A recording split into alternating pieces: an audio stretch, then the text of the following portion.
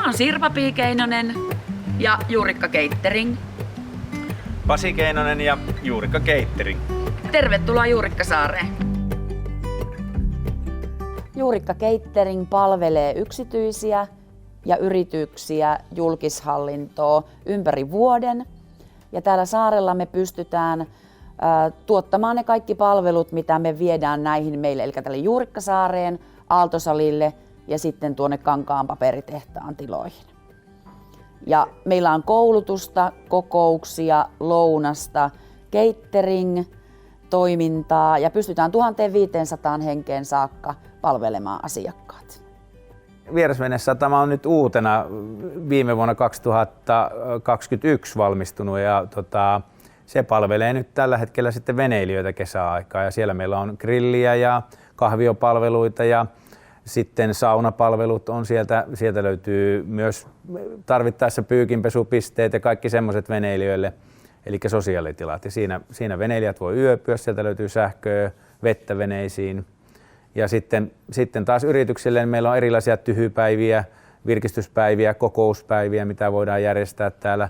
Siitä 4 hengen kokousryhmästä sinne 200 hengen kokousryhmää helposti, että tilat antaa kyllä niihin myöten. Ja sitten erilaista ihan tämmöistä konsertteja järjestetään ja sitten erityyppisiä tilaisuuksia ihan laidasta laitaan.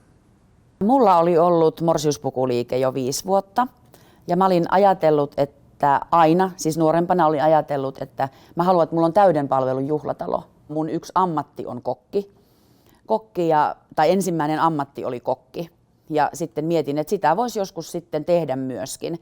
Ja sitten yhdistettiin se morsiuspukuliike ja pitopalvelu catering siihen sitten. No mä oon aivan eri alalla ollut, että mä oon metallialalla paperikoneita tehnyt maailmalle ja sanotaan näin, että rakkaan vaimoni kautta tulin yrittäjäksi ja sitten virallisesti 2005 on minä aloittanut yrittäjänä ja mulla on aina ollut semmoinen palvelu niin kuin jotenkin se verissä, että mä haluan organisoida ja tehdä asioita ja sitten mä huomasin vaan yhtäkkiä 2005, että mä oonkin täysin tässä mukana ja sitten tää lähti kasvamaan niin voimakkaasti silloin tämä Juurikkasaaren juhlapalvelu silloin, että ei ollut oikein muuta mahdollisuutta ja sitten sen jälkeen jättäydyin palkkatöistä 18 vuotta siellä paperikoneita tein ja jättäydyin pois siitä ja sillä tiellä ollaan. No meillä oli jo siis, kun oli tietysti yrityspohjalla siinä, niin meillä oli hyvä kirjanpitäjä, kenen kanssa käytiin asioita läpi. Ja sitten mä oon yrittäjäjärjestössä ollut pitkään, siinä vaiheessa jo olin ollut, niin totta kai sieltä tuli sitä tukea. Finvera on ollut meidän matkassa mukana sen ensimmäisen 5 vuotta ja sitten myöskin siinä, kun tämä perustettiin, niin oli Finvera mukana.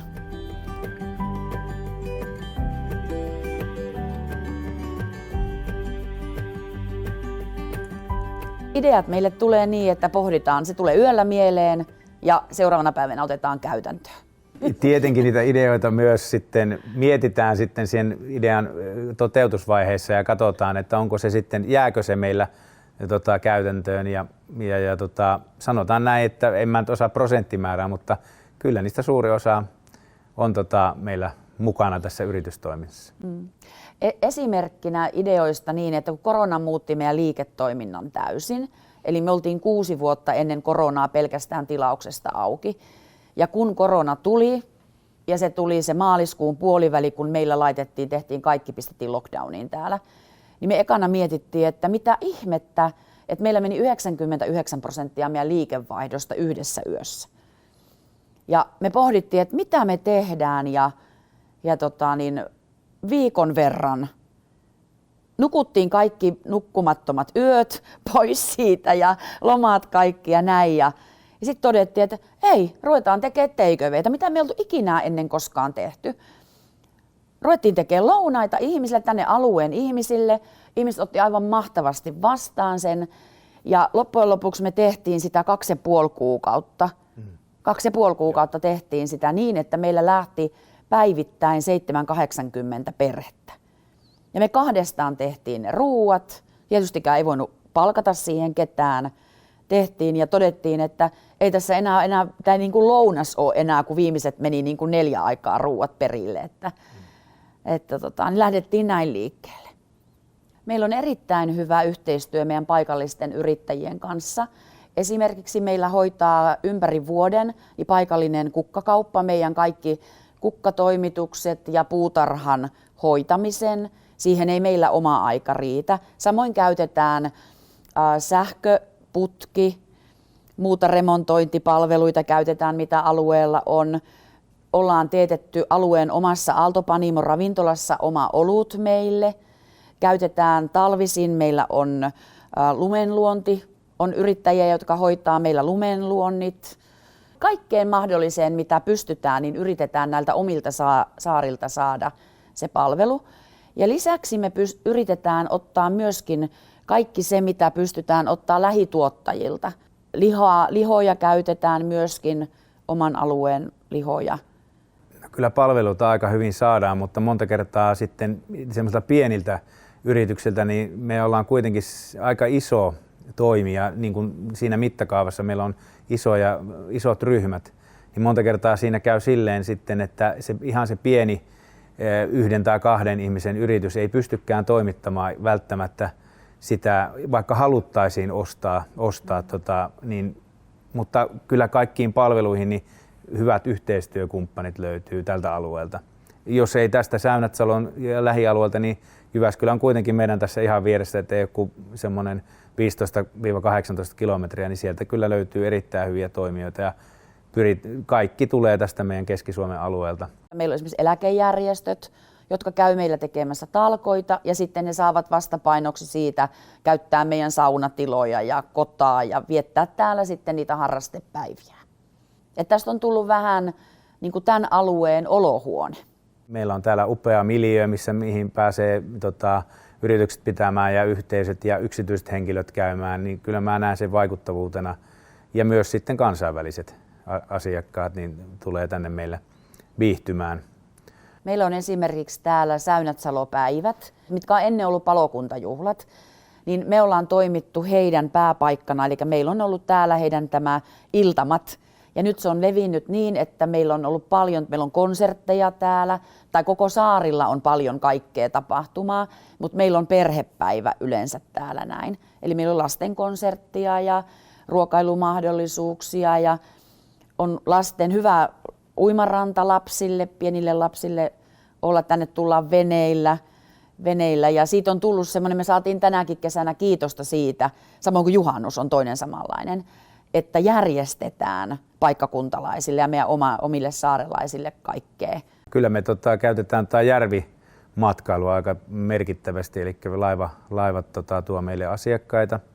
Ja sitten myös kun tässä on Jyväskylän veneseura, niin sitten hyödynnetään sitä, että täällä on purjehduskoulua, purjehtimaan pääsee sitten kipparin kanssa, josta haluaa, niin tuohon vesistöille ja sitten me hyödynnetään sitä meillä on täällä aktiviteetteja järveen liittyen, niin on suppilautailua ja tietenkin se uinti on aika oleellinen osa, että kun on puhtaat vedet tuossa vieressä, niin sitä voi hyödyntää. Ja talvella meillä on avantouintia. Säynätsalosta löytyy tietenkin merkittävä kohde tuo Aallon Säynätsalon kunnantalo, mikä on 6. kohan se on tällä hetkellä maailman suosituin tämmöinen arkkitehtien kohde. Ja sitten meillä on vielä hyödynnetty sitä, että me toimitaan tuolla Jyväskylän keskustassa Aallon tämmöisessä suunnittelemassa entisessä teatterirakennuksessa Aaltosalissa. Siellä tehdään myös cateringia ja se on meillä yhtenä paikkana. Mitä niin kuin tämmöiseen kulttuurimatkailuun tulee, niin sitä me hyödynnetään aika paljon ja yhteistyötä Aalto-museon ja sitten Aalto-matkailun kanssa. Ja sitten meillä tulee nyt syksyllä uusi paikka, mikä on myöskin tällainen Jyväskylän alueen kulttuuri, eli tuonne teollisuuteen.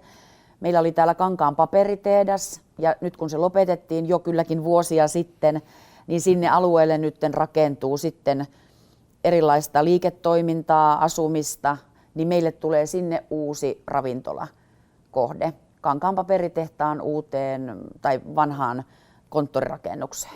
Meillä asiakkaat arvostaa sitä, että me pystytään hyödyntämään näitä erilaisia Jyväskylän alueella olevia kulttuurikohteita ja että niitä kulttuurikohteita entisöidään ja otetaan uudelleen käyttöön.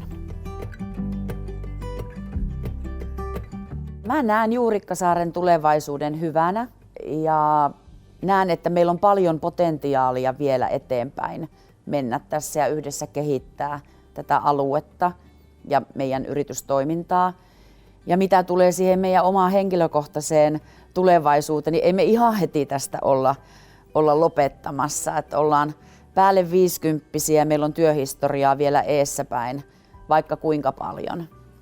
Ja mä oon sanonut aina, että mä oon itse yrittäjä, mä en pystyisi enää tekemään niin kuin sillä palkkatöissä.